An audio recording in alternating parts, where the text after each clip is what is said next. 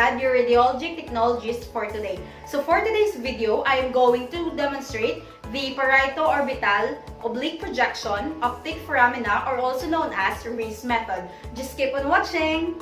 And for the part 1, the port and positioning details of the patient. For the patient position, remove all the metallic or plastic objects from head to neck of the patient.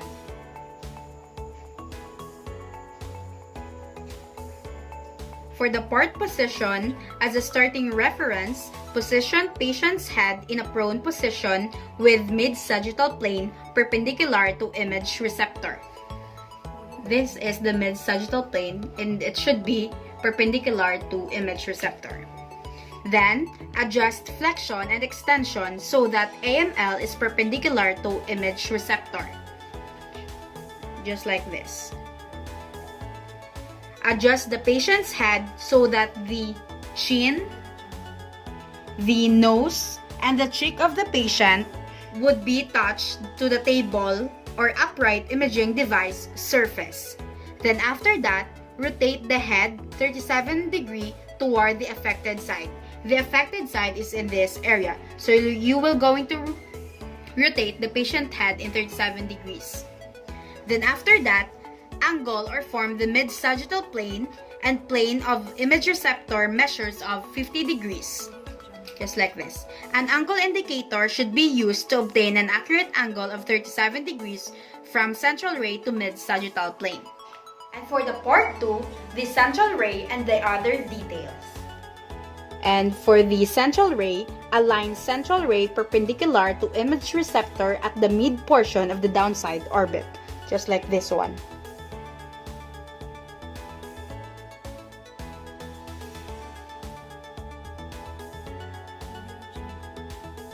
Part 3. The technical factors being used. The technique factors being used is the placement of the marker should be placed at the affected side of the patient. So since the patient affected side is found at the left, the marker should be placed at the left side. Then for its collimation, collimate on all sides to yield a field size of approximately 4 inches or 10 centimeters square. For its respiration or breathing instructions, the patient should suspend respiration during exposure.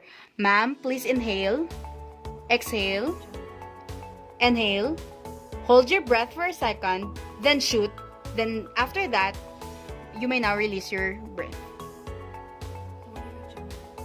For the image receptor size, it should be 18 by 24 centimeter or 8 by 10 inches. And the image receptor orientation, it should be crosswise. The analog is 70 to 80 kV range and digital systems is 75 to 85 kV range. AEC is not recommended. And for the minimum SID, it should be 40 inches or 102 centimeter. For the KVP, it should use a 75, then the MAS is 20. In solving the KVP of the patient, the formula is patient thickness times 2 plus machine constant of 40. Part 4. The structure shown. For the structure shown, the bilateral or non-distorted view of the optic foramen. Lateral orbital margins are being demonstrated lateral. Lastly, the Part 5. The pathological indication. The Part 5 pathological indications.